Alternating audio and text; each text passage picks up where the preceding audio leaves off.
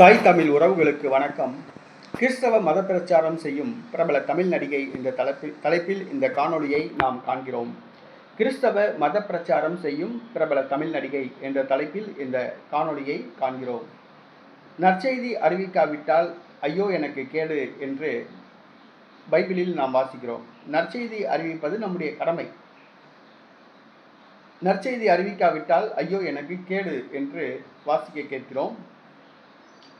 நம்முடைய கத்தோலிக்க கிறிஸ்தவர்கள் நற்செய்தி அறிவிக்கின்றீர்களா, நற்செய்தி அறிவிப்பு பணிகளில் ஈடுபடுகின்றீர்களா என்று கேட்டால் இல்லை என்று தான் சொல்ல வேண்டும். பொதுவாக கத்தோலிக்க திருச்சபை மறைபரப்பு பணிகளில் மற்ற சபைகளை விட சற்று பின்தங்கிதான் உள்ளது. அன்பு பணிகளில் தான் ஆர்வம் காட்டுகிறதை ஒழிய மறைபரப்பு பணிகள் மதம் பரப்புகிற பணிகளில் சற்று பின்தங்கியுள்ளது. ஆனால் ஒரு பிரபல தமிழ் நடிகை இந்து மதத்தை சார்ந்தவர் கிறிஸ்தவ மதத்துக்கு மாறி ஞானஸ்நானம் பெற்று அவர் தற்பொழுது மத பிரச்சாரத்தில் ஈடுபட்டுள்ளார். சுவிசேஷத்தை பிரசங்கித்து வருகிறார். அவர் யார் என்று சொன்னால் நக்மா, பிரபல தமிழ் நடிகை. 90களில் மிகவும் பிரபலமாக இருந்தவர்.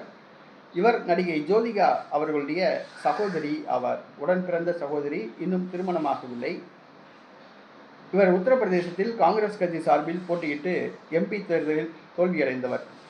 காங்கிரஸ் கட்சியில் உள்ளார். நக்மா அவர்கள் தற்பொழுது கிறிஸ்தவ மதத்தை தழுவியுள்ளார். ஞானஸ்நானம் பெற்றுள்ளார். தமிழ்நாட்டில் மோகன் சிலாசரஸ் அந்த 4 மாடி ஜெபக்கூட்டத்துக்கு கூட அவங்க சுவிசேஷம் பிரசங்கிச்சாங்க. இன்னைக்கு வட மாநிலங்களில் நடிகை நக்மா சுவிசேஷம் பிரசங்கித்து வருகிறார். மத பிரச்சாரம் செய்து வருகிறார். இது நமக்கெல்லாம் கொஞ்சம் திரும்பி பார்க்க வைக்குது. நம்மலாம் பொது நிலையினர். ஞாயிற்றுக்கிழமை கோயிலுக்கு போகிறோமா அப்படிங்கிறது பெரிய விஷயம். கோயிலுக்கு போய் உள்ள பூசை நடந்துட்டு இருக்கு, வெளியில் நின்று வாசலில் கதை பேசிகிட்டு இருப்போம். தினந்தோறும் கோயிலுக்கு போகலாம், இல்லை தினந்தோறும் அட்லீஸ்ட் ஜெபிக்கலாம். குறைந்தபட்சம் ஒரு வாரத்துக்கு ஒரு ஆளுக்காவது போய் நற்செய்தி அறிவிப்பு பணிகளில் நம்ம பின்பற்றணும். நற்செய்தி அறிவிக்கணும். நம்ம அதுக்கு முன்னாடி பைபிள் எடுத்து படிக்கணும். பைபிளை கரைச்சி குடிக்கணும் அதனால் இன்றைக்கி நக்மா அவர்கள் மத பிரச்சாரம் பண்ணுவது ரொம்ப பாராட்டுக்குரியதாக இருக்குது, பெருமையாக இருக்குது.